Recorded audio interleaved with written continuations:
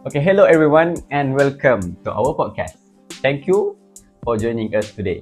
My name is Rahman bin MUSTAPHA and I will be your host for this session.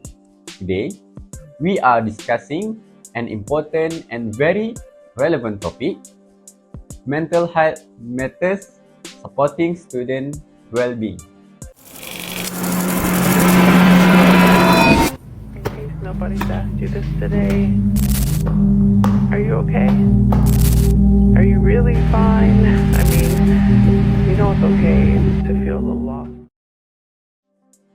Mental health is something that affects every student, whether in school, college, or university. Students today face a wide range of challenges, including academic pressure, family expectations, financial stress, social media influence, peer pressure, and even uncertainty about the future. Because of this, it is very important that we talk openly about mental health and how we can support students' well-being in meaningful ways. Joining me today are two guests. First, we have IRFAN HAQEEM. Welcome to the podcast. Thank you, Rahman. I'm glad to be here. This is a very important topic, and I believe many students can relate to it. Thank you, IRFAN. And we also have SYAHMI with us today. And welcome, SYAHMI. Thank you, Rahman. I'm happy to join this discussion. Mental health is often overlooked, but it is truly essential for students' success and happiness. Absolutely. Throughout today's discussion, we will explore what mental health means, the common challenges students face, the signs of mental distress, and the role of teachers, parents, peers, and students themselves in supporting well-being. We will also discuss practical strategies that students can use in daily life. So, let us begin with the first question.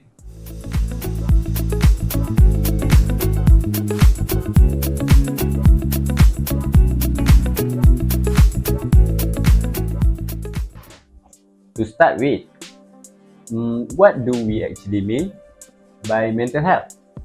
Mental health refers to a person's emotional, physiological, and social well-being. It affects how we think, feel, and behave. It's also influences how we handle stress, make decisions, and interact with others. Good mental health helps students effectively solve problems and build healthy relationships. I also agree with you, Irfan. Sometimes people misunderstand mental health and think it only refers to mental illness. In reality, mental health is about overall well-being. A student may not have a mental disorder but still struggle with stress, anxiety, low confidence, or emotional exhaustion. That is also part of mental health. That is a very important point.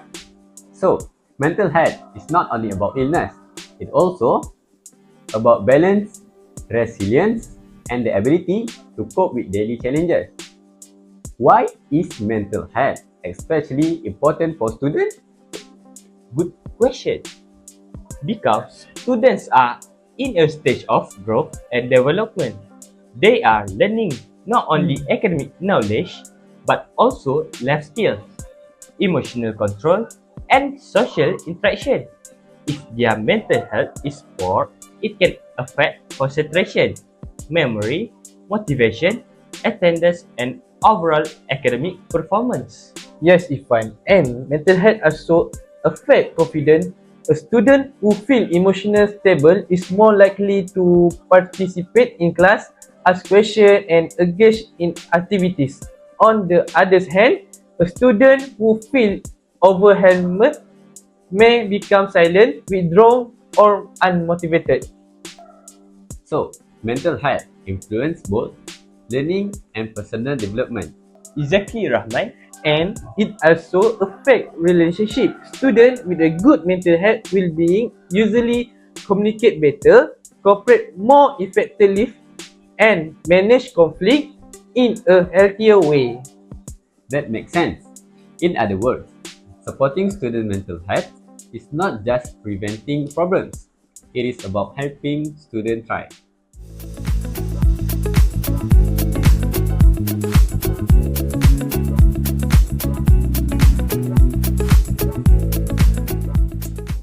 Let us move to the next part. What are some of the common causes of stress and mental health challenges among students today? One of the biggest causes is academic pressure. Many students feel that they must get excellent grades all the time. They may worry about examination, assignments, projects, presentations, and maintaining high expectations from teachers and parents.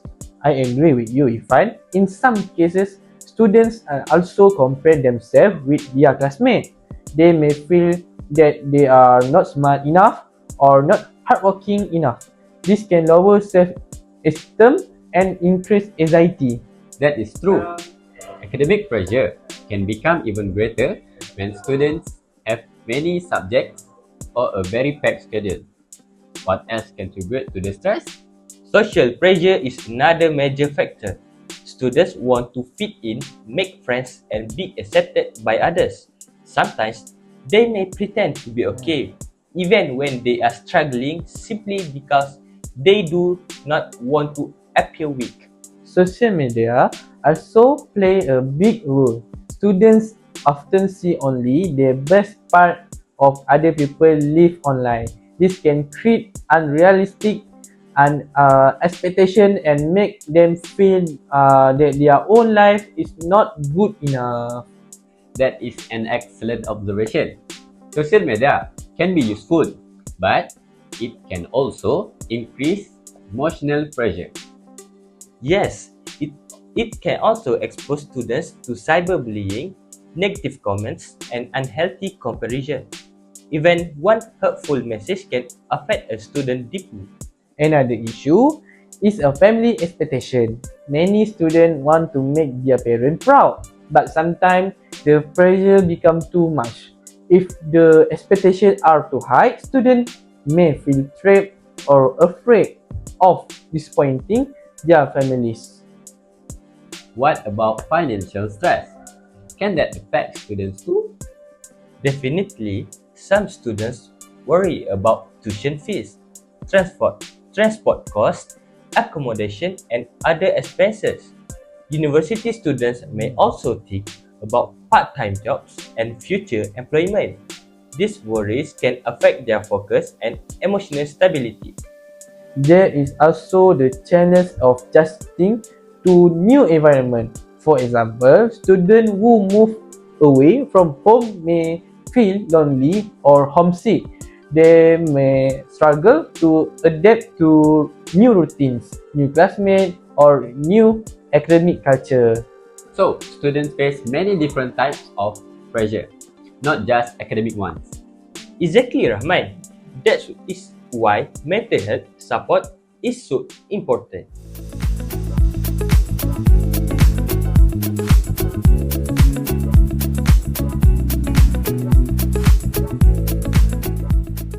Now, let us talk about warning signs. How can teachers, parents, or friends know when a student may be facing mental health difficulty? One common sign is a change in behavior. A student who once active and talkative may suddenly become quiet, withdrawn, or uninterested in activities they used to enjoy. Another sign is a drop in academic performance. A student may start missing deadlines, failing to focus, or getting lower marks than usual. Of course, grades alone do not tell the whole story, but they can be an important signal. What about emotional signs? Students may become easily irritated, frustrated, or emotional. They may cry more often, lose patience quickly, or seem constantly tired and unhappy. They may also express hopeless thoughts, such as saying that nothing matters or that they cannot do anything right. Even if these comments seem small, they should never be ignored. That is very serious. Are there physical signs too? Yes, Rahman, you are absolutely right. Students may have trouble sleeping, complain of headache or stomach ache, lose their appetite, or feel exhausted all the time. Stress often show up in the body as well as the mind. Some students are so isolate themselves, they may stop talking to friends, avoid group work, or spend too much time alone. In some cases, they may seem distracted or disconnected during class. So, it is important to notice both small and the big changes. Exactly. Mental health problems do not always appear suddenly. Sometimes the signs are gradual. They, Sambung je. that is why people around the student should pay attention and respond with care instead of judgment. I like that. Respond with care instead of judgment.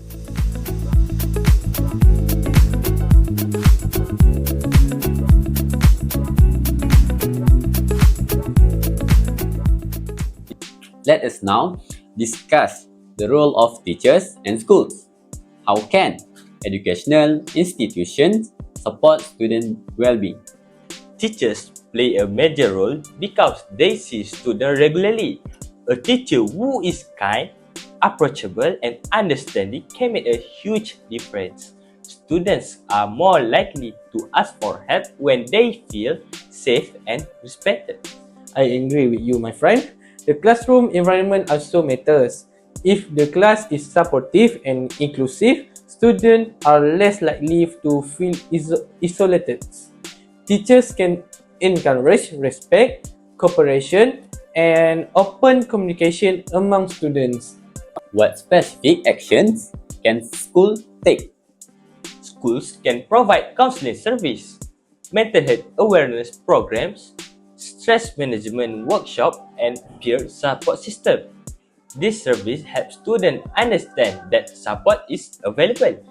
And school can also create a balanced academic culture. If everything is focused only on competition and result, students may feel overwhelmed. A healthier approach would include encouragement, constructive feedback, and opportunities for growth. That is a very good point. What about the teachers' role in class?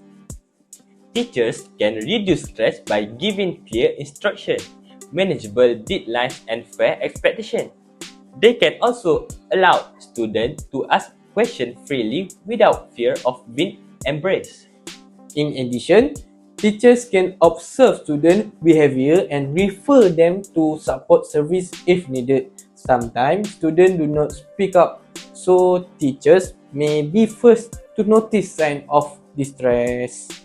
Would you say emotional support is just as important as academic support? Absolutely, Rahman. Students learn better when they feel emotionally secure. Yes, academic achievement and emotional well-being are closely connected. A student cannot fully focus on learning if they are emotionally overwhelming.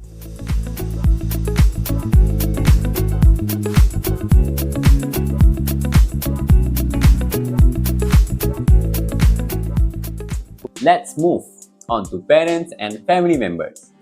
How can they help support students' well-being? Parents should communicate openly with their children. They should listen carefully, ask how their children are feeling, and create a safe space for honest conversation. Yes, Syahmi, and it is important for parents not to dismiss their children's feelings. Sometimes parents may say you are just being lazy or you have no reason to be stressed. But those comments can make students feel misunderstood. That's true. Validation matters. Parents should also avoid putting too much pressure on grades alone.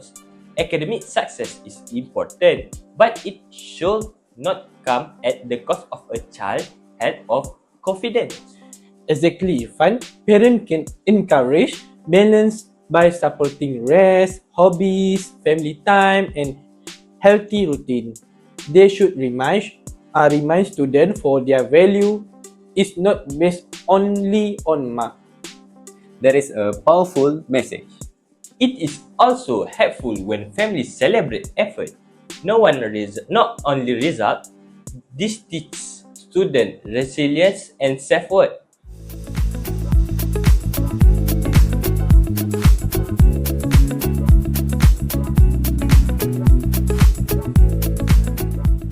Now, let us talk about friends and peers.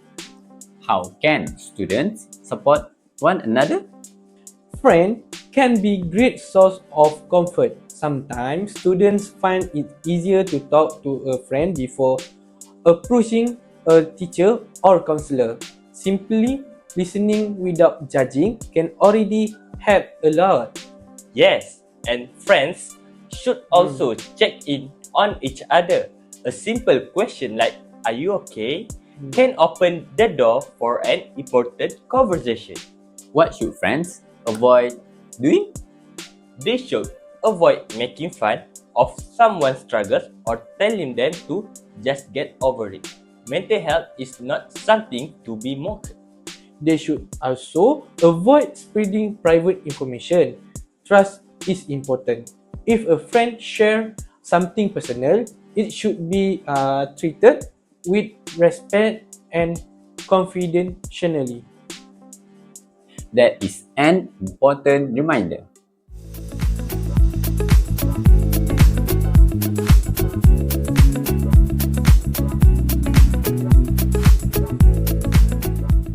Let us now focus on students themselves. What can students do to protect and improve their mental health? One important strategy is time management. Students should plan their tasks, set priorities, and avoid last-minute stress. A clear study schedule can reduce pressure. Another strategy is maintaining a healthy lifestyle. Good sleep, balanced meal, regular exercise, and enough water all contributes to better mental and physical health. What about managing stress directly? Students can practice deep breathing, mindfulness, journaling, or short breaks between study sessions. Even a few minutes of calm can help reset the mind. How about you, Syahmi? I think students should also set realistic goals. Sometimes students expect themselves to be perfect, but perfectionism can be harmful. It is better to aim for progress rather than perfection. That is a good message. Progress over perfection. Absolutely, Rahman. Students should also reduce exercise screen time, especially if social media makes them feel worse. And perhaps most importantly, students should not be afraid to ask for help. Speaking to a teacher, counselor, parent, or trusted adult is a sign of strength. I completely agree. Asking for help should never be seen as weakness.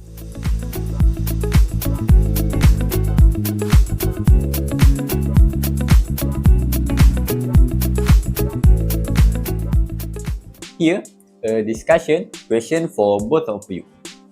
Should mental health be treated as a priority in education, or should academic achievement remain the main focus? I strongly believe mental health must be a priority.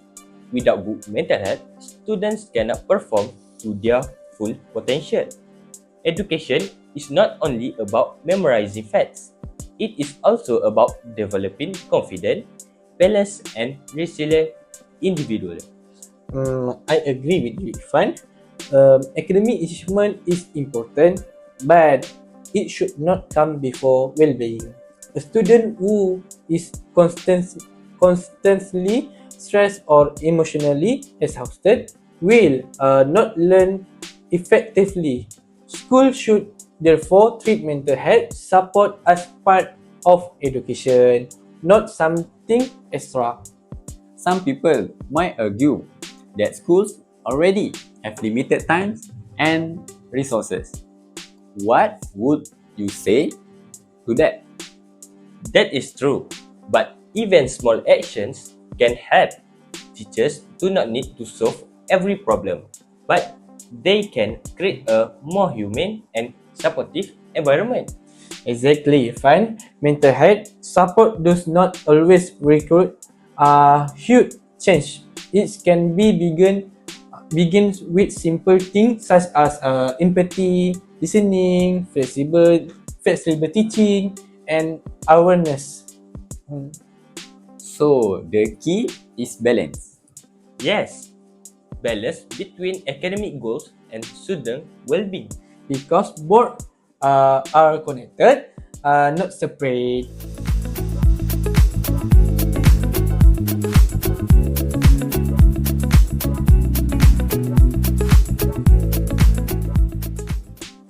We are now coming to the end of our podcast. Before we close, I would like each of you to share one final thought on today's topic. My final thought is that mental health should always be taken seriously. Students face many invisible struggles, and the people around them should offer support, not criticism. My final thought is that no student should suffer in silence. There is always help available, and reaching out is a brave and important step. Thank you for both of you.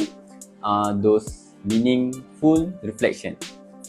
Today, we have discussed what mental health means, the pressure students face, the warning signs of distress, and the role of school, teachers, parents, peers, and students themselves in supporting well-being. We also talk about practical strategies such as time management, healthy routines, stress management, and seeking help when needed. The main message is clear. Student well-being matters. A healthy mind supports a successful life, and every student deserves to feel safe, valued, and supported. Thank you to everyone for listening to our podcast. We hope this discussion has given you useful insight and encourage you to think more deeply about mental health in education. This is Rahman together with SYAHMI and IRFAN signing off from Mental Health Matters, supporting student well-being. Thank you and goodbye. Create a safe space for Hanis